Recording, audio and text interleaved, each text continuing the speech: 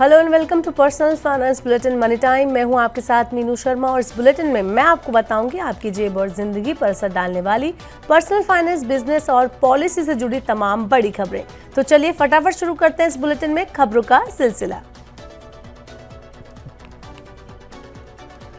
भारत में भले ही दुनिया की तीसरी सबसे बड़ी अर्थव्यवस्था बनने की ओर बढ़ रहा हो, लेकिन आरबीआई के पूर्व गवर्नर रघुराम राजन ने इस विकास को खोखला करार दिया है। एक अखबार में लिखे कॉलम में उन्होंने कहा कि भारत वैश्विक इनोवेशन और प्रोडक्ट आइकन बनने में विफल रहा है। राजन ने कहा, हमारे पास कोई ऐसी कंपनी नहीं है जो निंटेंडो, टोयोटा या मर्सिडीज जैसी वैश्विक पहचान रखती हो। साथ ही उन्होंने ये भी कहा कि हाई टैरिफ के बावजूद भारतीय कारें विकसित देशों में नहीं बिकती और भारत का ऑटो निर्यात केवल कम कीमत वाले संवेदनशील बाजारों तक सीमित है। रघुराम राजन का मानना है कि अगर भारत को असली वैश्विक आर्थिक ताकत बनना है तो उसे सिर्फ विकास दर पर नहीं बल्कि नई सोच और अंतर्राष्ट्रीय स्तर पर पहचान रखने वाले ब्रांड्स बनाने पर भी ध्यान देना होगा। चलिए बुलेटिन में बताते हैं सोने चांदी का क्या हाल है। तो भारतीय सराफा बाजार में आज यानी 14 जुलाई को सोने चांदी की कीमतों में थोड़ी बढ़त देखने को मिली, लेकिन जो लाइमलाइट में रही वो रही चांदी। चांदी दिन ब दिन नए रिकॉर्ड बना रही है। आलम यह है कि चांदी अब तक की सबसे ज्यादा कीमत पर पहुंच गई है। ये कीमत 1,13,000 के भी पार चली गई है। वहीं सोने की कीमतों में भी इजाफा हुआ। India Boolean and jewellers association यानी इब्जा के मुताबिक आज 24 कैरेट वाले 10 ग्राम सोने की कीमत बढ़कर 98,097 रुपए रही। यानी भारतीय सराफा बाजार में आज सोना और चांदी दोनों ही बढ़त के साथ देखते हुए मिले। बता दें कि राष्ट्रीय स्तर पर 995 शुद्धा वाले 10 ग्राम सोने की कीमत आज 97,705 रुपए है, जो कि शुक्रवार को 97,121 रुपए पर थी। वहीं 916 शुद्धा वाले 22 कैरेट सोने की बात करें तो ये आज 89,857 रुपए प्रति 10 ग्राम के भाव पर बिक रहा है, जो कि इससे पहले 89,320 रुपए का था। 750 शुद्धा वाला 18 कैरेट सोने की जो कीमत है वो 73,753 रुपए है और 585 शुद्धा वाले 14 कैरेट वाले सोने की कीमत आज 57,387 रुपए है।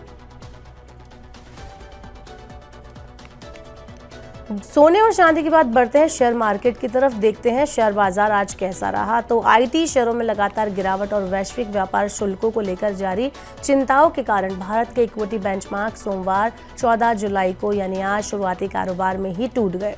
आईटी इंडेक्स में 1% से ज्यादा की गिरावट आई, जो सेक्टोरल सबसे बड़ी गिरावट है। पिछले हफ्ते टाटा कंसल्टेंसी सर्विसेज यानी टीसीएस के निराशाजनक नतीजों के बाद लॉस और बढ़ गया। दूसरी तरफ अमेरिकी राष्ट्रपति डोनाल्ड ट्रंप ने शनिवार को चल रही व्यापार बातचीत के बावजूद 1 अगस्त से यूरोपीय संघ और मैक्सिको से होने वाले ज्यादातर आयातों पर 30% टैरिफ लगाने की घोषणा की। इससे निवेशकों का सेंटीमेंट काफी ज्यादा प्रभावित हुआ। 14 जुलाई को भारतीय शेयर बाजार लगातार चौथे कारोबारी सत्र में गिरावट के साथ बंद हुए और निफ्टी 25,100 के नीचे बंद हुआ। सेंसेक्स 247.01 अंक यानी कि 0.30% की गिरावट के साथ 82,253.46 पर और निफ्टी 67.55 अंक यानी कि 0.27% की गिरावट के साथ 25,082.30 पर क्लोज हुआ। लगभग 1,991 शेयरों में तेजी रही। 2,020 शेयरों में आज गिरावट देखने को मिली और 151 शेयरों में कोई बदलाव नहीं हुआ। चलिए आजकल चर्चा में रहे बिटकॉइन पर भी नजर डाल लेते हैं। बिटकॉइन लगातार रिकॉर्ड तोड़ रहा है। इसकी कीमत आज रिकॉर्ड ऑल टाइम हाई पर पहुंच गई। सोमवार को एशियाई बाजार में ये $1,22,000 से ज्यादा हो गई। बिटकॉइन सोमवार को दोपहर तक $1,22,698.8 पर था और एक टाइम पर यह $1,23,218 तक पहुंच गया। पिछले हफ्ते बिटकॉइन की कीमत तेजी से बढ़ी क्योंकि अमेरिका में बिटकॉइन से जुड़े ईटीएफ में बहुत पैसा आया और लोग उम्मीद कर रहे थे कि वहां क्रिप्टो के लिए बेहतर नियम बनेंगे। इसके अलावा अमेरिका में बिटकॉइन ईटीएफ में रिकॉर्ड पैसा आ रहा था, ये भी इसकी एक बड़ी वजह है। बड़े निवेशक जैसे कि ब्लैक रॉक और फिडेलिटी भी क्रिप्टो से ज्यादा पैसा लगा रहे हैं।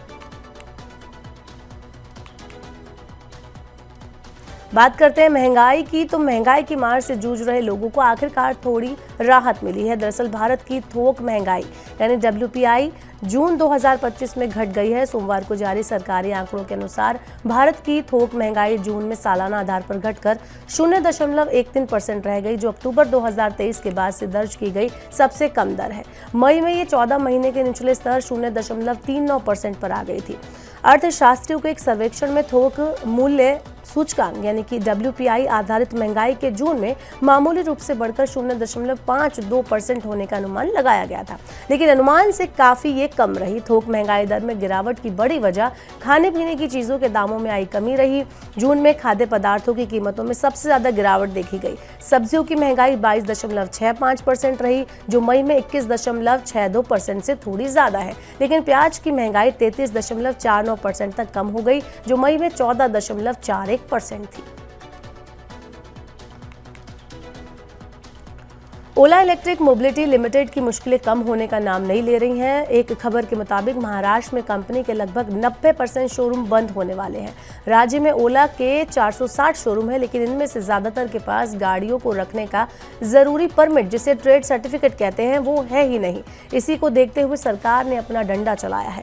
इससे भारत के सबसे बड़े इलेक्ट्रिक स्कूटर बाजार में ओला की बिक्री पर असर पड़ सकता है। कंपनी पहले ही TVS और बजाज ऑटो से पीछे होकर तीसरे नंबर पर आ गई है। 3 जुलाई को महाराष्ट्र के ट्रांसपोर्ट डिपार्टमेंट ने बताया कि 432 शोरूम की जांच की गई। इसमें से केवल 44 के पास ट्रेड सर्टिफिकेट था, बाकी 388 शोरूम के पास ये सर्टिफिकेट था ही नहीं। दरअसल ट्रेड सर्टिफिकेट एक नियम है जो शोरूम में बिना रजिस्टर्ड गाड़ियां रखने और बिक्री के लिए जरूरी होता है। महाराष्ट्र में पिछले साल 2.12 लाख इलेक्ट्रिक 2 व्हीलर बिके। बहरहाल ओला इलेक्ट्रिक के ऊपर ये जो गाज गिरी है, इससे इसके शेयरों में जरूर फर्क देखने को मिलेगा। रेल मंत्रालय ने यात्रियों की सुरक्षा को बेहतर बनाने के लिए एक बड़ा कदम उठाया है। रविवार 13 जुलाई को मंत्रालय ने घोषणा की कि सभी यात्री कोच और लोकोमोटिव इंजनों में CCTV कैमरे लगाए जाएंगे।